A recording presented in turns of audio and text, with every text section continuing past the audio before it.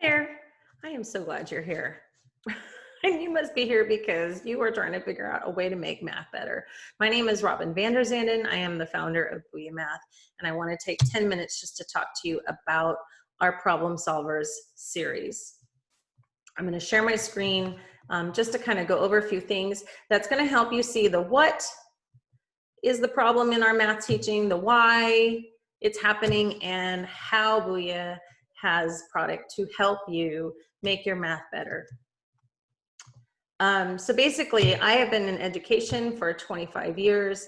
Everything I'm sharing with you are things that I have learned either from professional development, programs that I've applied and been accepted to, my own personal readings, and of course, my own work in my classroom. I have taught kindergarten, second grade, and third grade, so I am a lower elementary teacher, and I see such a need for us to start this process in the lower grades, and hopefully it'll trickle up to the upper grades. In my work, I have noticed that curriculum has gaps, and I'm sure you have felt it too. We're missing things like real world problems, estimation, opportunities to see that math is everywhere, lots and lots of tools. We need to fill our students' mathy little tool belt up with lots of different ways to solve a math problem. So this is what Booyah is all about. We're about giving you tools, but in a supplemental form, because we understand that you cannot just ditch your curriculum, and time is precious. So we want to make this as powerful and colorful as language arts time, because we all know math seems to be gray and dreary, and language arts is fun. So here's the why. Why do we need better math? Again, these are things I've learned from reading Marilyn Burns, listening and reading Joe Buller, Megan Franke, Kathy Richardson, all great authors if you are looking for some great books.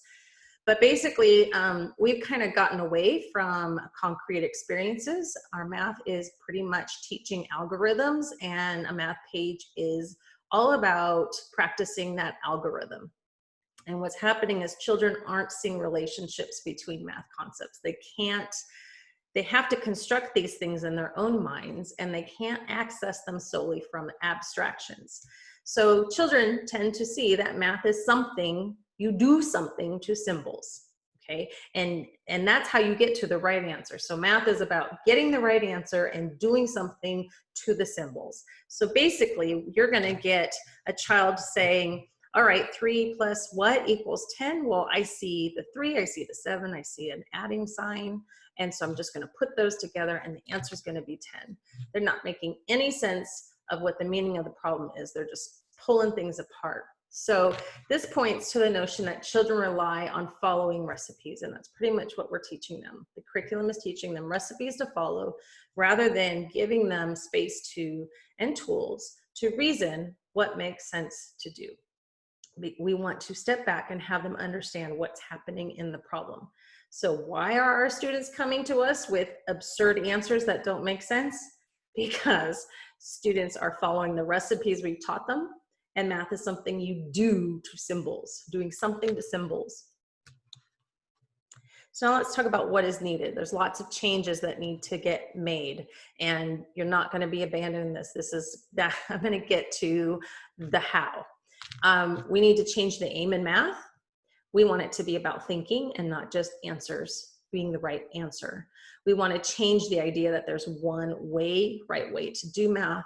We want to change the separation. We want to have kids understand that the symbolic method used to produce math results is linked to the meaning in the math problem. There is a connection there. So we tend to teach things where they're separate.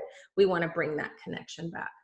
We need to change the needs. So curriculum tends to start with the practice of an algorithm, and then you have the math problems, the word problems at the bottom. We want the word problems to be the starting point. The word problems are going to establish that need for our students to learn the math, and it's going to give them a context. So no more hearing students say, why do I need to learn this? If we're starting with the word problem, we are going to create that need. We also want to provide problems that spark children's natural curiosity. Math kind of has a way of, the curriculum has a way of kind of deadening it. We want to turn that around. And in this, we're going to create a safe and supportive environment so they can practice the skills and tools they need later. And here is my last change. I always save the best for last for some reason, including when I'm eating on my plate. I want to change the push. Curriculum tends to drive the students, hurrying them along, but we want to switch.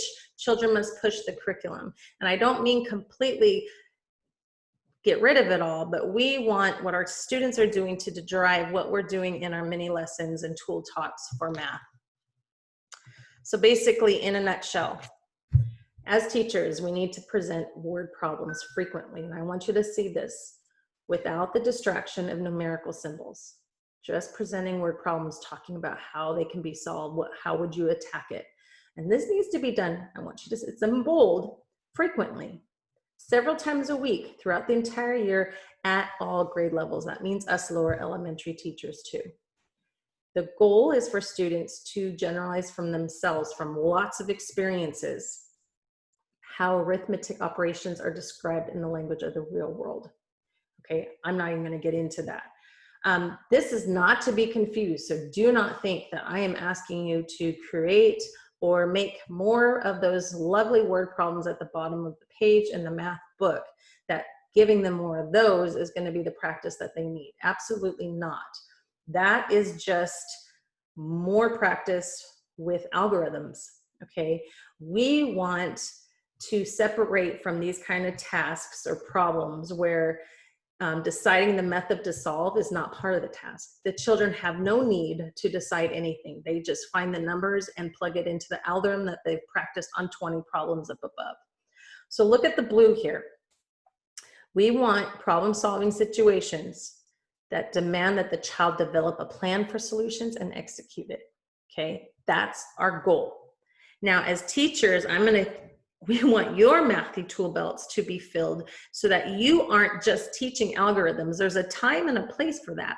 But what's more important is you're teaching them problem-solving techniques, strategies, tools, and approaches, okay? And additionally, we know from research that social interaction is vital during math time. It's not sage on the stage, okay? We want social interaction to be happening because it stimulates children to think through their viewpoints, and they benefit from talking about their ideas and hearing how their peers are thinking about something. Okay, so I've given you the what, the why, and now I'm going to give you the how. So here is Booyah's problem solving series. This is what's going to be included. And I'm going to just give you a brief synopsis of what is incorporated or included in each of these things. So we have tool talks. Each week you have 5 slides of tool talks. You can do them every day. You can skip. It's totally on you. But these are the talks that are kind of like your number talks that are going to teach kids how to look at a problem and how the tools can help you solve the problem. We're going to put that connection back again. But the tool talks are going to start with a math problem. So kids are seeing, hey, I need to learn some more math. I don't know how to solve this. I have some ideas, but I don't quite know. And you're going to have the opportunity to go back and visit that slide throughout the week as they expand their thinking and horizons with the tool that's being focused on for that week. Bet lines. Bet lines is just a fantastic strategy to help kids really start thinking about what's happening in the math story. So you're going to show them a picture and slowly reveal the different lines of the task, but just starting with the picture, you're asking kids, hey, what could be happening in our math problem today? And that gets them thinking about, oh, well, I think there's some more. I think there's some went away. It's getting them to start realizing all the levels and all the math so that when you finally unpack that problem, they know exactly what to do. They're no longer searching for keywords and recipes. Problem solver tasks themselves. So as we go through the bet lines, we are unpacking the problem tasks that are assigned on Seesaw. And this is nice because you can do these bet lines before lunch, come back, assign the task as a station for kids to work on because you've already talked about what's happening in the problem. These tasks are tied to some of our favorite read alouds for the month for 2 reasons. One, because I feel like it gives kids an even playing field. You don't have to worry about if they've ever had experience with a fish tank if you're giving them a fish tank problem. These stories are about the kids or the characters in the stories that are being read for your shared reading time. And two, the other reason why I chose to build these tasks around these characters and stories is because I want kids to see that math is everywhere. When you sit down and to read a story, it's not just about the language arts time or a story time. It's like, oh, I can see some math happening in this story. So that's our problem solver tests. They are automatically linked to Seesaw, and what you'll find is that there are 9 other slides besides the problem that have tools digitally for kids to use to solve the problem. You'll also find that there's 3 different number sets so that kids of different levels, so that your math problem is automatically differentiated. Win, right? Okay, teacher support tools. We're not just filling the teacher's pockets with great stuff, we're gonna fill your pockets. We're gonna give you tool talk cards to help kids practice how to share what they did to solve the problem. I'm giving you problem solving strategies that you can focus on and zoom in on as you go through your tool talks. And also, one of my favorite components of the problem solver series is the talk moves, also known as math talk. This is just strategies you can focus on. It's involving things like agree and disagree, or repeating, or time to think. These are just ways to grow your mathematical discourse during your math time. My favorite part is this tool has mathematicians focused on the front rather than just cutesy clip art. And we've got mathematicians from the past, like Einstein, to mathematicians currently, like Joe Bowler. We've got females, males, all different ethnicities. And the win to me is on the back. You don't even have to research who this is. It will tell you, there's a bio on each mathematician on the back, just to give you some fun facts and their accomplishments and what they've overcome, just so kids see that these people are just like us. They've overcome, they've pursued, they might have failed at different math things, and yet they had that persistence that we want our students to have. So how it all is gonna work, I'm gonna supply you with some short videos how to do each component so you're not just left in the dark. Tool talks are for 5 minutes a day, and there's brief notes in the PowerPoint section on what the goal is. But again, you can change it based on what your students' needs are. Tool talk cards are going to provide a framework for kids to know how to talk about their problem solving strategies. Math talk cards are going to improve your discourse. Problem solving strategies, just more things to put in the pockets. And our problem solver tests are based on our favorite stories, linked to Seesaw already. I don't know how much easier it can get for you to turn around and make math better. So thank you for watching this video. Please reach out to me on Instagram or Twitter at Booyah Math, or email me, robin@booyahmath.com. I've got a website. I am here for you. So please reach out with questions, comments, ideas, and you know what? Even share with me. I would be so excited to see how you're using this in your classroom and you're seeing things turn around. Thank you so much for joining me. Let's work together to make math better. Booyah, see the math.